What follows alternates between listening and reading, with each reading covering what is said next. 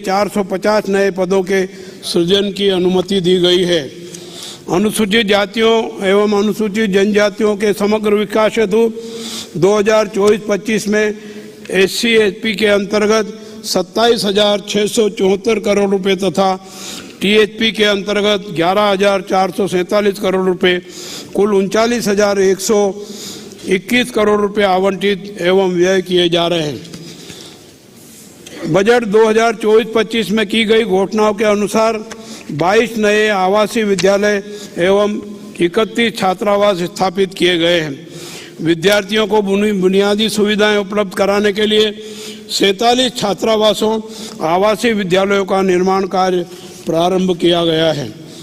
समाज कल्याण विभाग ने 2024 में लोकतंत्र दिवस सफलतापूर्वक मनाया तथा 22 लाख लोगों की भागीदारी के साथ बीदर से चामराजनगर तक 2500 किलोमीटर की मानव श्रृंखला बनाकर विश्व रिकॉर्ड बनाया। यह समझते हुए कि संविधान विरोधी ताकतें सक्रिय हो रही है, मेरी सरकार संविधान जागरूकता कार्यक्रम चलाकर सराहनीय कार्य कर रही है, जिसका उद्देश्य है कि यदि हम संविधान की रक्षा करेंगे तो संविधान हमारी रक्षा करेगा। अनुसूचित जाति के 216 विद्यार्थियों को विदेशी विश्वविद्यालयों में उच्च शिक्षा हेतु 45 करोड़ रुपए का अनुदान दिया गया है। 12,858 विद्यार्थियों को प्रतियोगी परीक्षाओं के लिए प्रशिक्षित किया जा रहा है। वर्ष 2024-25 में 7 जिलों में 100 विद्यार्थियों की क्षमता वाले 14 पोस्ट मैट्रिक बालक बालिका छात्रावास प्रारंभ किए हैं।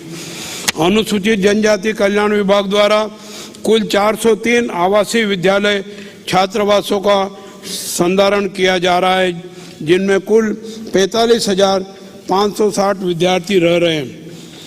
महर्षि वाल्मीकि आदिवासी जनजाति आवासीय विद्यालयों में विद्यार्थियों की ड्रॉप आउट दर को रोकने के लिए कक्षा 7 से 8 का उन्नयन किया गया है तथा आवासीय विद्यालयों में विद्यार्थियों की संख्या 25 से बढ़ाकर 40 की गई है।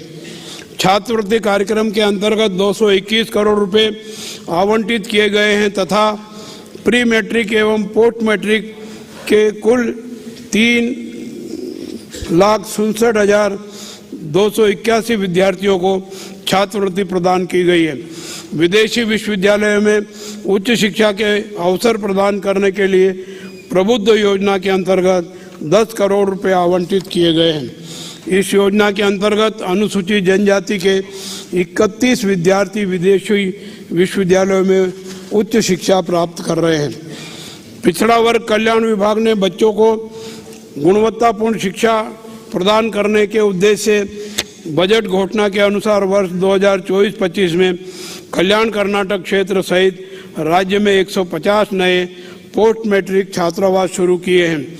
सामुदायिक संगठनों द्वारा पिछड़े वर्गों के लिए सामुदायिक हॉल के निर्माण के लिए 150 करोड़ रुपए का अनुदान मंजूर किया है। यूपीएससी, केपीएससी, बैंकिंग, भारतीय सेना आदि परीक्षाओं के लिए पिछड़े वर्ग के युवाओं को प्रशिक्षित करने के लिए कोपल जिले के कनकगिरी और कलबुर्गी जिले में प्रशिक्षण स्कूल शुरू किए गए। अल्पसंख्यक कल्याण विभाग ने 250 क्षमता वाले 25 मोरारजी देसाई आवासीय विद्यालय, 100 क्षमता वाले 96 पोस्ट मैट्रिक बालक बालिका छात्रावास तथा 300 क्षमता वाले 50 नए मौलाना आजाद विद्यालय प्रारंभ किए हैं। वर्ष 2024-25 के बजट की घोषणा के अनुसार ईसाई समुदाय के विकास हेतु 200 करोड़ रुपए के अनुदान से विभिन्न कार्यक्रम क्रियान्वित किए जा रहे हैं। अल्पसंख्यक निदेशालय के अधीन संचालित कुल 76 मोरारजी देसाई आवासीय विद्यालय, महाविद्यालय, मौलाना आजाद मॉडल विद्यालय एवं छात्रावासों को 700 करोड़ रुपए की लागत से भवनों के निर्माण का कार्य किया जा रहा है। विभाग द्वारा संचालित 161 आवासीय विद्यालयों, महाविद्यालयों में कुल 44,957 विद्यार्थी आवासीय सुविधाओं के साथ अंग्रेजी माध्यम में अध्ययन कर रहे हैं। 250 मौलाना आजाद मॉडल विद्यालयों में 38,876 विद्यार्थियों को निःशुल्क शिक्षा प्रदान की जा रही है तथा उक्त विद्यालयों के रखरखाव के लिए 106 करोड़ रुपए उपलब्ध कराए गए हैं। प्रदेश में महिलाओं के आर्थिक सशक्तिकरण को बढ़ाने के लिए गृह लक्ष्मी गारंटी योजना के तहत परिवार की महिला मुखिया को हर महीने 2000 रुपये दिए जा रहे हैं। उक्त योजना के तहत 1,26,24,547 महिला लाभार्थियों को पंजीकृत किया गया है और योजना के शुरू होने से अब तक 36,000 करोड़ रुपए सीधे लाभार्थियों के खातों में जमा किए गए हैं। गृह लक्ष्मी योजना की सुविधा अब लैंगिक अल्पसंख्यकों को भी दी गई है। 71 गरीबी रेखा से नीचे के परिवारों में बालिकाओं के जन्म को प्रोत्साहित करने तथा लिंगानुपात में सुधार लाने के उद्देश्य से भाग्य लक्ष्मी सुकन्या समृद्धि योजना लागू की गई है। इस योजना के तहत 15 वर्षों तक प्रत्येक बालिका को के खाते में प्रति वर्ष 3,000 रुपये जमा किए जा रहे हैं। वर्ष 2024-25 में अब तक 5,59,693 लाभार्थियों के खातों में 168 करोड़ रुपए जमा किए जा चुके हैं। भवन एवं अन्य निर्माण श्रमिक कल्याण बोर्ड में 10,01,379 लाभार्थियों का पंजीकरण किया गया है तथा विभिन्न कल्याणकारी एवं सामाजिक सुरक्षा लाभों के अंतर्गत 11.94 लाख लाभार्थियों को 702 करोड़ रुपए का भुगतान किया गया है। उपकर के रूप में 1515 करोड़ रुपए एकत्रित किए गए हैं। निवारक स्वास्थ्य देखभाल योजना के अंतर्गत 10.63 लाख लाभार्थियों की चिकित्सा जांच की गई है। लाभार्थियों के पंजीकरण एवं लाभ वितरण के लिए राज्य भर में 43 श्रमिक सेवा केंद्र स्थापित करने के लिए कदम उठाए गए हैं। राज्य असंगठित श्रमिक सामाजिक सुरक्षा बोर्ड के संबंध में कर्नाटक राज्य निजी वाणिज्यिक परिवहन श्रमिक दुर्घटना क्षतिपूर्ति योजना के अंतर्गत 221 दुर्घटना मामलों में 10.61 करोड़ रुपए का दुर्घटना मुआवजा दिया गया है। अंबेडकर कार्मिक सहाय हस्त योजना के अंतर्गत 25 श्रेणियों के 21,89,945 असंगठित श्रमिकों का पंजीकरण करके लाभ दिया जा रहा है। मोटर परिवहन एवं अन्य संबंध श्रमिकों को सामाजिक सुरक्षा लाभ प्रदान करने के लिए कर्नाटक मोटर परिवहन एवं अन्य संबंध श्रमिक सामाजिक सुरक्षा एवं कल्याण विकास बोर्ड का गठन किया गया है तथा 5,12,135 श्रमिकों को पंजीकृत किया गया है। राज्य सरकार ने ग्रामीण घरों में जल कनेक्शन उपलब्ध कराने की परियोजना निरंतर रखी है। 101.32 लाख घरों में से अब तक 83.94 लाख घरों में नल कनेक्शन उपलब्ध करा दिए गए हैं। वर्ष 2024-25 में 7.27 लाख घरों में नल से जल कनेक्शन उपलब्ध करा दिया गया है। महात्मा गांधी राष्ट्रीय ग्रामीण रोजगार गारंटी योजना के तहत चालू वर्ष में जनवरी 2025 के अंत तक 10.91 करोड़ मानव दिवस रोजगार सृजित किए गए हैं। इस योजना अंतर्गत चालू वर्ष में कुल 5,626.56 करोड़ रुपए व्यय किए गए हैं। बाह्य सहायता प्राप्त योजना के अंतर्गत 5,190 करोड़ रुपए की लागत से 7,110 किलोमीटर लंबी ग्रामीण सड़कों के विकास हेतु प्रगति पथ कार्यक्रम क्रियान्वित किया जा रहा है। इसके अतिरिक्त कल्याण पथ कार्यक्रम के अंतर्गत 1,150 किलोमीटर लंबी सड़कों के विकास हेतु निविदाएं आमंत्रित की गई है। ग्रामीण विकास एवं पंचायत राज विभाग द्वारा 3,867 कुशीन मने शिशु देखभाल केंद्र शुरू किए गए हैं, जिनमें 49 बच्चों की देखभाल की जा रही है। कुल 5,895 जागरूकता केंद्रों में से 5,770 केंद्रों का डिजिटलीकरण किया जा चुका है तथा 50.28 लाख बच्चों का पंजीकरण किया जा चुका है। इसके अलावा जिन गांवों में पुस्तकालय नहीं है, वहां 6,599 नए पुस्तकालय शुरू किए जा रहे हैं। बृहद बेंगलुरु महानगर पालिका की सीमा के भीतर यातायात की अति प्रजनन को कम करने के लिए निकट भविष्य में 40.50 किलोमीटर लंबी मेट्रो रेल 6 सड़क वाली डबल डेकर फ्लाईओवर बनाने का प्रस्ताव है। संयुक्त मेट्रो रेल 6 सड़क फ्लाईओवर परियोजना 8,916 करोड़ रुपए की लागत से शुरू की जा रही है। Bengaluru peripheral ring road part 1 परियोजना के क्रियान्वयन हेतु ऋण सुरक्षा प्रदान करके हुडको से 27,000 करोड़ रुपए का ऋण प्राप्त करने का निर्णय लिया गया है। यह कार्य लगभग 2,565 एकड़ भूमि अधिग्रहण करके किया जाना है। लगभग 73 किलोमीटर सड़क निर्माण कार्य किया जा रहा है। बेंगलुरु मेट्रो रेल परियोजना के चरण 2A में सेंट्रल सिल्क बोर्ड से कृष्णराजपुरा तक 19.75 किलोमीटर और चरण 2B में कृष्णराजपुरा से केंपेगौड़ा अंतर्राष्ट्रीय हवाई अड्डा तक 38.44 किलोमीटर लंबाई का कार्य प्रगति पर है, जिसकी कुल अनुमानित लागत 14,788 करोड़ रुपए है। चरण 3 में केम्पापुरा से जेपी नगर तक कॉरिडोर 1 32.15 किलोमीटर और खोसाहल्ली से कड़ाबगरे तक कॉरिडोर 2 12.50 किलोमीटर के साथ कुल 44.65 किलोमीटर लंबाई का कार्य प्रगति पर है, जिसकी कुल अनुमानित लागत 15,611 करोड़ रुपए। इस परियोजना को दिसंबर 2029 तक पूर्ण करने की योजना है। केंद्र सरकार के दिशा निर्देशों के अनुसार महिलाओं एवं बच्चों की सुरक्षा हेतु निर्भया फंड के अंतर्गत सार्वजनिक सेवा वाहनों तथा carriage vehicle, school vehicle, private service vehicle, maxi cab, contract vehicle, motor cab एवं राष्ट्रीय राजमार्गों पर चलने वाले मालवाहक वाहनों में वाहन लोकेशन ट्रैकिंग डिवाइस एवं इमरजेंसी पैनिक बटन लगाने की योजना क्रियान्वित की गई है। राज्य में कुल 6,04,863 सार्वजनिक सेवा वाहनों में से 40,848 वाहनों में दिसंबर 2024 तक यह प्रणाली स्थापित कर दी गई है। बेंगलुरु में वाहनों की बढ़ती संख्या के कारण भारी यातायात की वजह से दुर्घटनाओं में वृद्धि हुई है।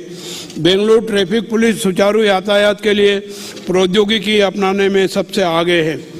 ASTRAM आर्टिफिशियल इंटेलिजेंस आधारित data platform for sustainable traffic management एक AI आधारित डेटा प्लेटफॉर्म है जो वास्तविक समय में डेटा एकत्र और विश्लेषण करता है और ट्रैफिक को नियंत्रित और प्रतिबंधित करने के लिए त्वरित निर्णय लेता है।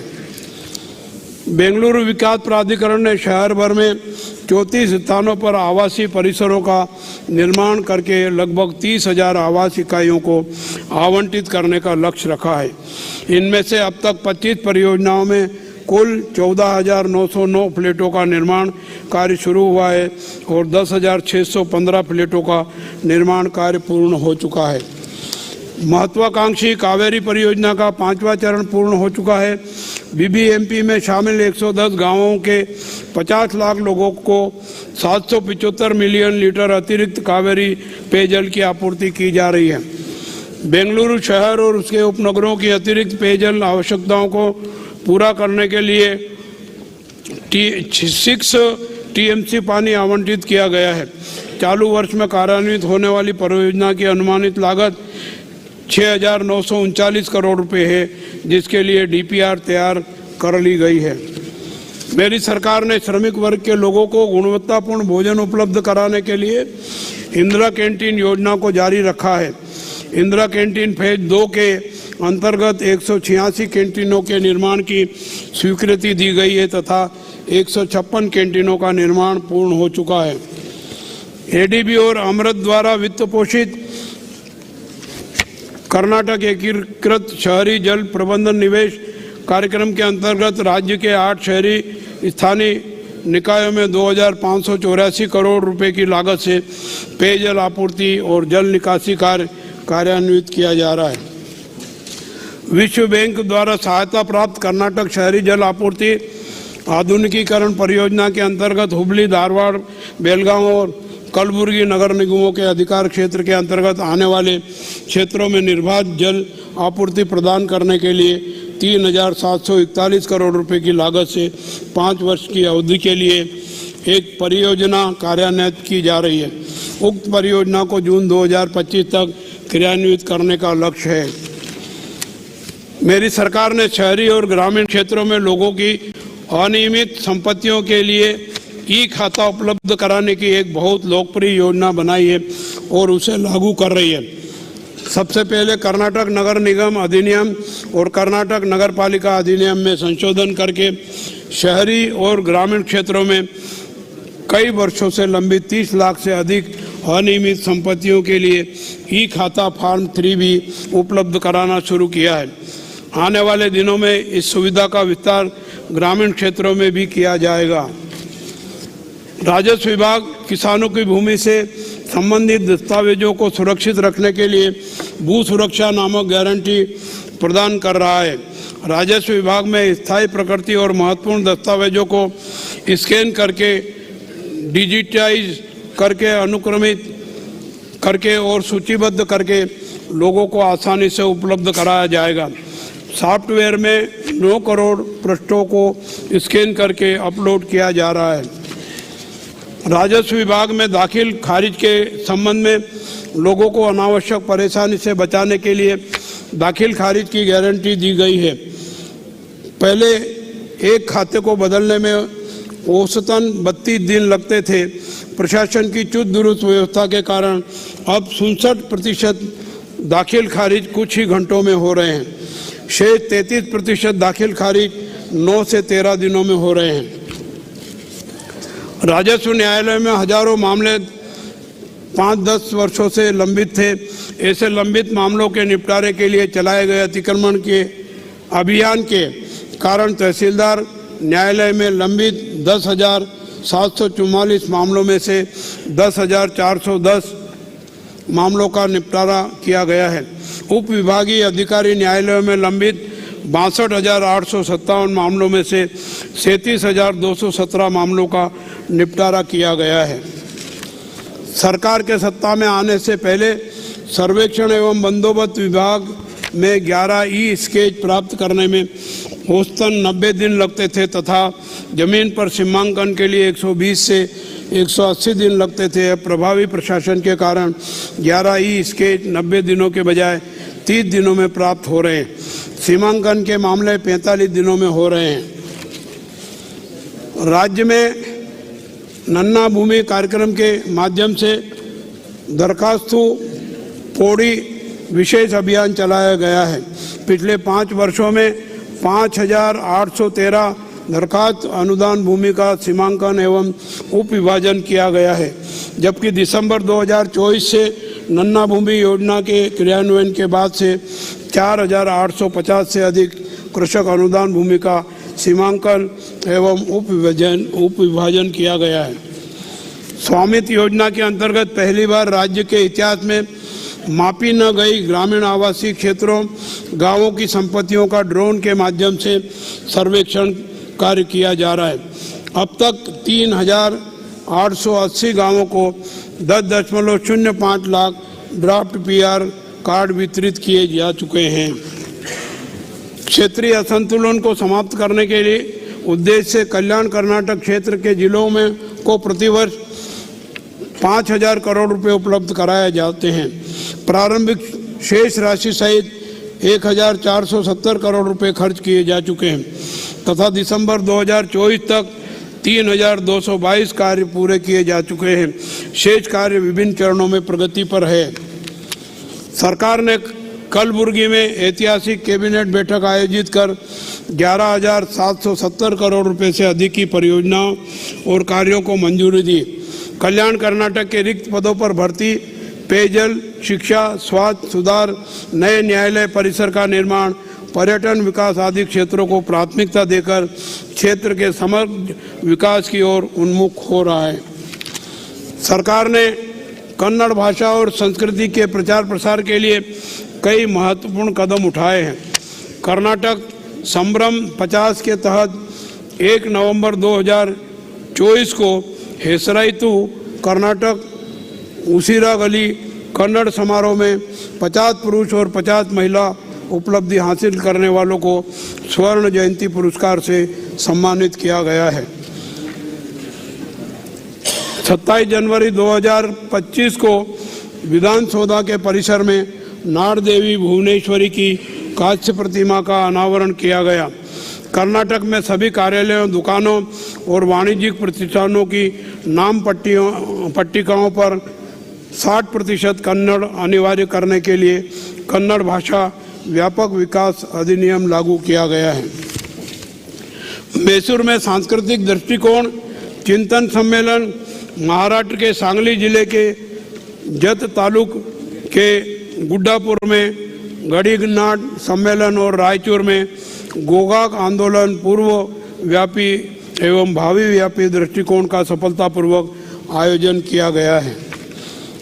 लोक निर्माण विभाग की विभिन्न योजनाओं के अंतर्गत वर्ष 2024-25 में 2451 किलोमीटर राज्य राजमार्गों तथा 3103 किलोमीटर जिला मुख्य सड़कों का विकास, नवीनीकरण तथा 190 पुलों का निर्माण कार्य पूर्ण किया गया है। HSDP फेज 5 के अंतर्गत 9000 करोड़ रुपए की कुल लागत से 2 चरणों में 2500 किलोमीटर राजमार्गों के विकास की प्रशासनिक स्वीकृति दी गई है। राज्यव्यापी सड़कों और पुलों के निर्माण के लिए 4000 करोड़ रुपए की कार्ययोजना स्वीकृत की गई है। CIRF योजना के अंतर्गत 1385 करोड़ रुपए की लागत से राज्य की 2056 किलोमीटर लंबी 295 सड़कों का विकास किया जा रहा है।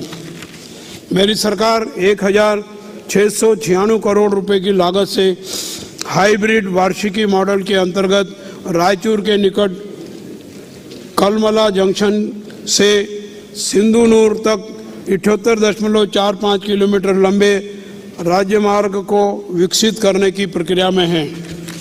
सरकार की महत्वाकांक्षी परियोजना शक्ति योजना महिलाओं को सशक्तिकरण की ओर ले जाएगी। उक्त परियोजना के शुभारंभ से लेकर 17 जनवरी 2025 तक राज्य के लगभग 376.70 करोड़ लाभार्थियों को शक्ति योजना से लाभ मिला है। सरकार ने इसके लिए 8215 करोड़ रुपए का अनुदान आवंटित किया है। वर्ष 2024-25 के जनवरी 2025 के अंत तक सार्वजनिक परिवहन हेतु विभिन्न मॉडलों की कुल 4889 नई बसें उपलब्ध कराई गई है। राज्य सार्वजनिक परिवहन निगमों की बसों में दुर्घटना में मृत यात्रियों के आश्रितों को दी जाने वाली आर्थिक क्षतिपूर्ति राशि को 3 लाख रुपए से बढ़ाकर 10 लाख रुपए कर दिया गया है। उत्तर पश्चिम कर्नाटक सड़क परिवहन निगम ने कैशलेस चिकित्सा उपचार योजना के लिए चयनित अस्पतालों के साथ ही 3 साल की अवधि के लिए समझौता किया है, जो निगम के कर्मचारियों की लंबे समय से चली आ रही मांग है। कर्नाटक राज्य सड़क परिवहन निगम में कैशलेस चिकित्सा उपचार योजना को लागू करने के लिए कदम उठाए गए हैं और KSRTC आरोग्य योजना शुरू की गई है। वर्ष 2024-25 के बजट में जल संसाधन विभाग को कुल 16,837 करोड़ रुपए उपलब्ध कराए गए तथा 36,799 एकड़ सिंचाई क्षमता उपलब्ध कराई गई है। ये 3 होले एकीकृत पेयजल परियोजना के प्रथम चरण में लिफ्ट एवं विद्युत आपूर्ति कार्य पूर्ण कर जनता को समर्पित किए गए हैं। सरकार राज्य में लंबित सिंचाई परियोजनाओं को समय सीमा में शुरू करने के लिए प्रतिबद्ध है। कुछ परियोजनाओं के लिए केंद्र सरकार की मंजूरी की आवश्यकता है तथा हम केंद्र पर दबाव बना रहे हैं। लघु सिंचाई विभाग ने वर्तमान में 5,847 हेक्टेयर की सिंचाई क्षमता सृजित की है। 165 बैराज बनाए गए हैं। लक्ष्मण तीर्थ नदी लिफ्ट सिंचाई परियोजना के माध्यम से चिलकुंडा और अन्य गांवों को पीने का पानी उपलब्ध कराने के लिए 14 जिलों को पानी से भरने की परियोजना 19 करोड़ रुपए की लागत से शुरू की गई है और परियोजना का परीक्षण कार्य किया जा रहा है। मांड्या जिले के KR-पेटे तालुक के एचनहल्ली में 50 जिलों को भरने के लिए लिफ्ट सिंचाई परियोजना 265.29 करोड़ रुपए की लागत से शुरू की गई है और परियोजना के पहले चरण का परीक्षण कार्य किया जा रहा है। स्वतंत्रता संग्राम की गति को तीव्र करने के लिए राष्ट्रपिता महात्मा गांधी की अध्यक्षता में दिसंबर 1924 में कर्नाटक के बेलगांव में ऐतिहासिक कांग्रेस अधिवेशन आयोजित किया गया था। मेरी सरकार ने इस ऐतिहासिक घटना की शताब्दी मनाने के लिए बेलगांव में एक भव्य समारोह का आयोजन किया। पूरे राज्य में गांधी जी की नैतिक सिद्धांतों का प्रचार प्रसार करने तथा वर्तमान पीढ़ी में गांधी जी के सिद्धांतों के बारे में जागरूकता पैदा करने और देश के लोगों को यह समझाने के लिए कि गांधी जी के सिद्धांत आज भी प्रासंगिक है, पूरे राज्य में राज्य भर गांधी भारत के नाम से विभिन्न कार्यक्रम आयोजित किए जा रहे हैं और कार्यक्रमों को इस तरह से आयोजित किया जा रहा है कि वे राज्य के हर घर तक पहुँचे। पर्यटन नीति 2024-2029 को कर्नाटक सरकार के विजन को प्राप्त करने के उद्देश्य से तैयार किया गया है। नीति में पर्यटन क्षेत्र में निवेश को सुविधाजनक बनाने के लिए रणनीतिक हस्तक्षेप, आकर्षक प्रोत्साहन और आवश्यक विनियामक सुधारों का प्रस्ताव है। नीति का उद्देश्य एक सुविधाजनक और स्थिर पर्यटन पारिस्थितिकी तंत्र बनाना है, पर्यटकों को एक सुरक्षित और उच्च गुणवत्ता वाला अनुभव प्रदान करने और कर्नाटक के लोगों को अधिक समृद्धि और खुशी प्रदान करने पर जोर दिया गया है। गदग जिले के लक्कुंडी गांव में प्राच्या व शेष गला संग्रहण अभियान के दौरान 1000 से अधिक प्राचीन कलाकृतियां एकत्र की गई है और उन्हें सार्वजनिक प्रदर्शन, अनुसंधान और अध्ययन के लिए अंतर्राष्ट्रीय स्तर के खुले संग्रहालय में परिवर्तित करने की योजना है। सवदत्ती यल्लम्मा मंदिर में सभी सुविधाएं उपलब्ध कराने के लिए कदम उठाए गए हैं। मंदिर क्षेत्र के व्यापक विकास के लिए 200 करोड़ रुपए की लागत से मास्टर प्लान तैयार किया जा रहा है, जिसमें तिरुपति की तर्ज पर कतार परिसर बनाया जाएगा ताकि श्रद्धालुओं को देवी के दर्शन करने में सुविधा हो। 500 छोटे आउटडोर रसोई घर बनाए जाएंगे ताकि श्रद्धालु खुद खाना बना सके और पर्याप्त शौचालय बनाए जाएंगे। सवदत्ती यल्लम्मा पहाड़ी तक रोप वे बनाने का प्रस्ताव है। देविका रानी निकोलस रोरिक की 572 एकड़ की एस्टेट को विश्व स्तरीय पर्यटन स्थल के रूप में विकसित करने के लिए कदम उठाए जाएंगे। केंद्र सरकार की SASCI योजना के तहत 100 करोड़ रुपए के अनुदान का उपयोग करने के अलावा कर्नाटक सरकार भी विशेष अनुदान के साथ क्षेत्र को विकसित करने के लिए कार्रवाई करेगी। पिछले 19 महीनों में राज्य में कानून व्यवस्था से जुड़ी कोई गंभीर समस्या उत्पन्न नहीं हुई है। पुलिस थाने लोगों के अनुकूल तरीके से काम कर रहे हैं।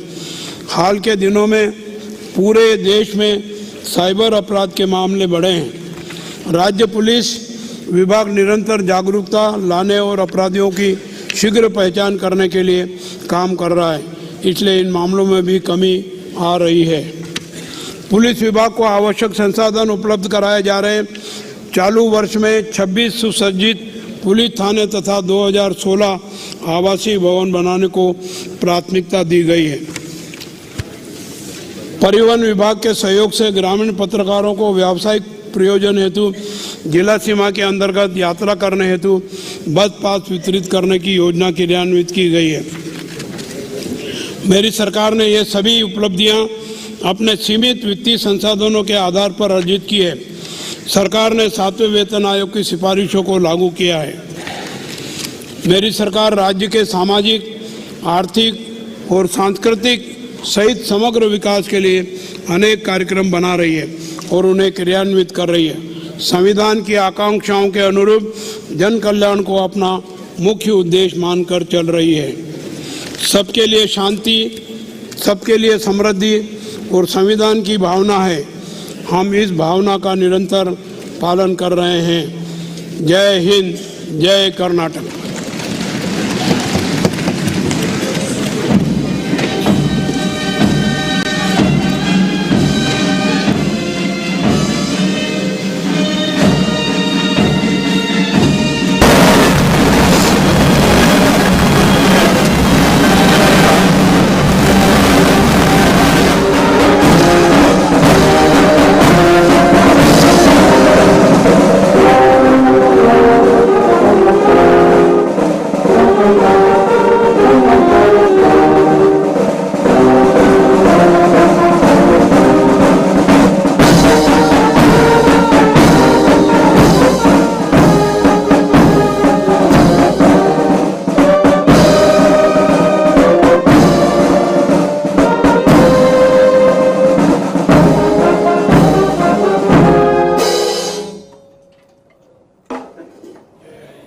भारत माता की जय हो।